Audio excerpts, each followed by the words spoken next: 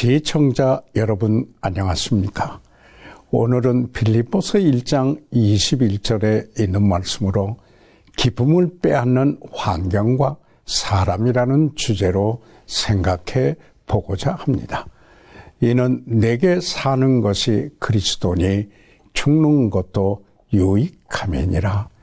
환경이 우리가 원하는 대로 전개된다면 훨씬 살아가기 쉽고 기쁘다고 느끼게 될 것입니다.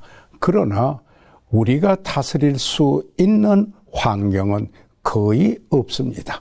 시인 바이런은 인간은 환경의 노리개이다라고 읊었습니다. 행복이나 기쁨을 자신의 환경에 의존하는 사람은 대부분의 날을 비참하게 보내며 살 것입니다. 수년 전에 멕시코 칸쿤에서 툴룸 마야 유적지를 찾아보았습니다. 툴룸은 카리비안 바다를 향하여 돌로 쌓은 피라밋이 있는 곳입니다.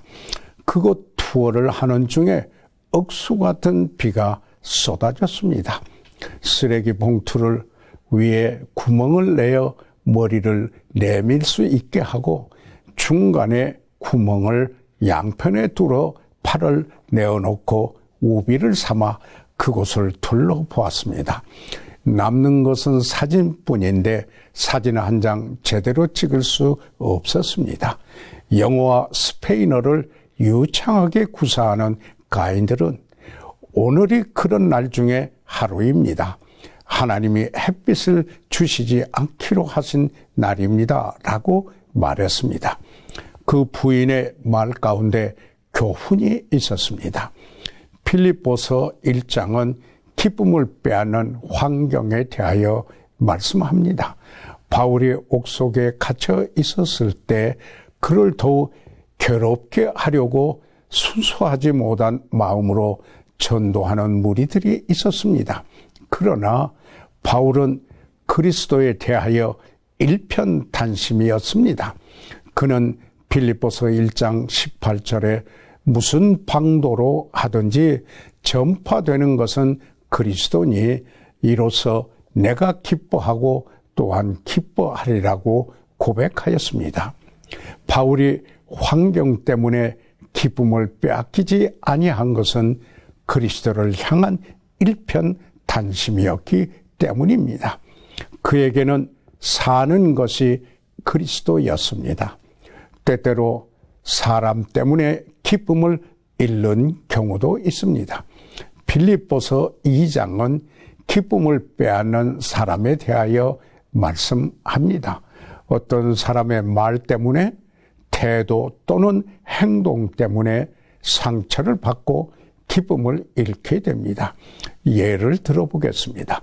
언젠가 교회에서 한 분이 제게 이런 말을 했습니다. 목사님, 왜 저에게 인사를 안 하세요? 그분은 제가 인사를 안 해서 상처를 받고 기쁨을 잃어버렸습니다. 저는 비록 의식을 하지 못했다 할지라도 그분의 삶에 기쁨을 잃게 하는데 보탬을 한 것입니다. 어떤 경우에는 우리 자신의 생각과 느낌대로 결론을 내릴 때도 있습니다. 어떤 사람이 이기적인 대인 관계를 갖는다면 상처를 입고 기쁨이 없는 삶은 필연적이라고 말할 수밖에 없습니다. 관계마다 상처가 생기고 불행한 삶이 되고 기쁨을 모르고 살아가게 됩니다. 그러나 그리스도 예수의 마음은 어떤 마음입니까?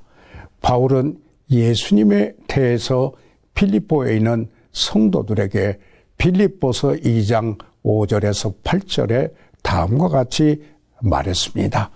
너희 안에 이 마음을 품으라. 곧 그리스도 예수의 마음이니 그는 근본 하나님의 본체시나 하나님과 동등됨을 취할 것으로 여기지 아니하시고 오히려 자기를 비어 종의 형체를 가져 사람들과 같이 되었고 사람의 모양으로 나타나셨음에 자기를 낮추시고 죽기까지 복종하셨으니 곧 십자가에 죽으심이라. 예수님은 우리를 구원하기 위하여 하나님으로서의 그분의 위상을 고려치 않고 종의 모습으로 오셨습니다. 빌립보서 2장 7절에 있는 종의 형체에서 형체는 모양만을 말하는 것이 아니라 내적인 본질이 외적으로 나타나는 것이라는 뜻을 지니고 있습니다. 그는 종인 채 한 것도 아니요, 배우처럼 종의 역할만 하신 것도 아닙니다. 예수님은 참으로 종이 되셨습니다. 죽기까지 복종하심으로 십자가에 죽으셨습니다. 그리고 이를 믿는 우리를 구원하셨습니다. 그러므로 기쁨을 빼앗기지 않으려면 그리스도의 마음, 종의 마음, 섬기는 태도를 가져야 합니다. 왜냐하면 사람은 섬김의 대상이기 때문입니다.